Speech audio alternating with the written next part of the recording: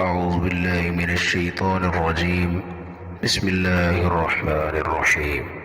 فيها سرر مرفوعة وأكواب موضوعة ونمارق مصفوفة وزرابي مبثوثة أفلا ينظرون إلى الإبل كيف خلقت وإلى السماء